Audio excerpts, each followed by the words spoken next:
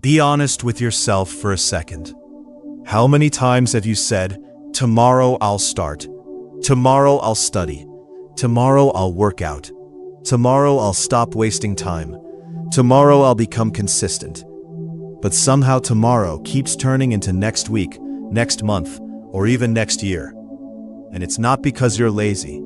It's because your brain has been trained to crave what feels good right now, instead of what will be good for you later. Every notification, every short video, every scroll, every quick hit of entertainment. It's teaching your brain to expect rewards instantly. And then when it's time to do something that requires effort, focus, patience, or discomfort, your brain says, "No thanks, give me something easier." That's why you keep getting distracted. That's why it's hard to focus. That's why staying consistent feels impossible. The good news, you don't need superhuman discipline. You need to break the cycle. So, here's a simple 7-day reset challenge built around 5 powerful steps. Follow them for 1 week and you'll start taking back control of your attention, your habits, and your life. Step 1. Remove easy dopamine. The first step is simple. Stop feeding your brain constant easy rewards.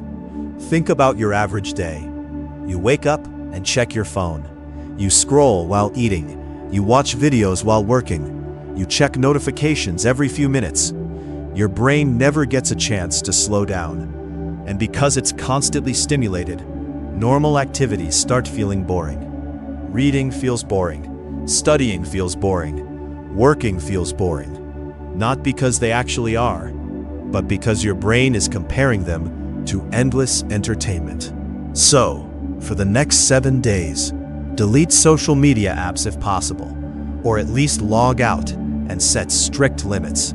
Turn off unnecessary notifications. Replace short-form content with long-form content. Make distractions inconvenient. The goal isn't punishment. The goal is giving your brain a chance to remember what normal focus feels like.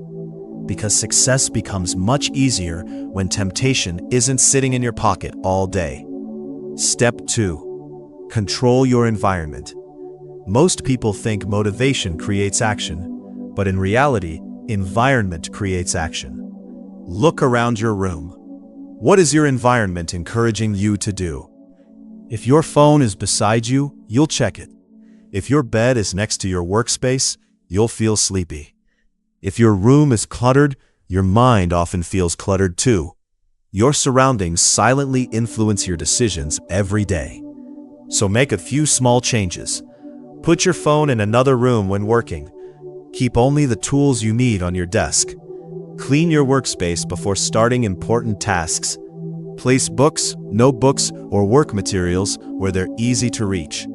Make productive choices easier. Make distracting choices harder. Because the less energy you spend fighting distractions, the more energy you can spend making progress. Step 3. Replace, don't just remove. Here's where many people fail. They remove bad habits, but they don't replace them. And eventually the empty space pulls them right back.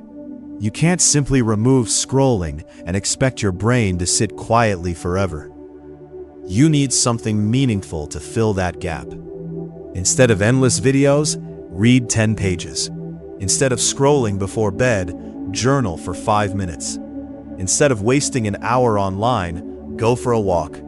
Learn a skill. Exercise.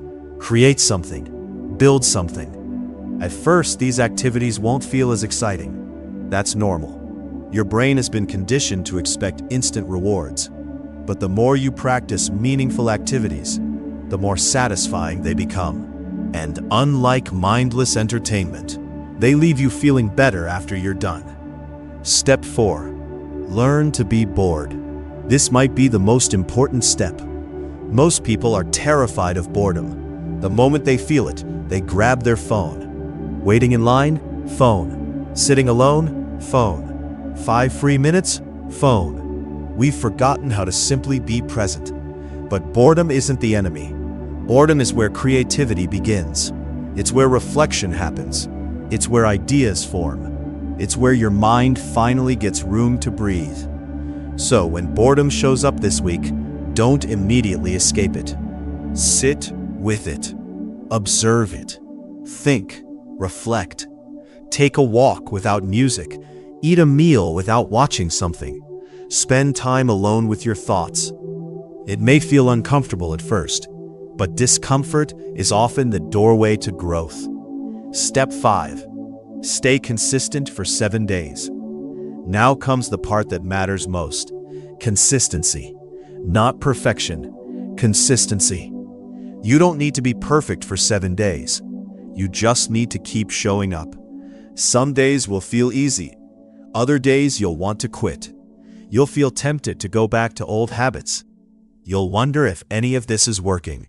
The first few days are usually the hardest because your brain is adjusting. But somewhere around day 5 or 6, something starts to change. Your mind feels calmer. Your focus improves. The urge to constantly check your phone becomes weaker. You start feeling more in control. And that feeling is powerful. Because for the first time in a long time, you're no longer reacting to every distraction. You're choosing where your attention goes. And attention is one of the most valuable things you own. Final message. Here's the truth. Most people will watch a video like this, feel motivated for 5 minutes, and then continue living exactly the same way. Not because they can't change, but because change requires action, and action requires commitment. The next 7 days could be the same as the last 7, or they could be the week that changes your momentum. The choice is yours. Not next Monday, not next month, not when life becomes easier. Today, start the 7-day reset. Take back control of your attention, take back control of your habits, and most importantly, take back control of your future. If you're starting today, comment reset.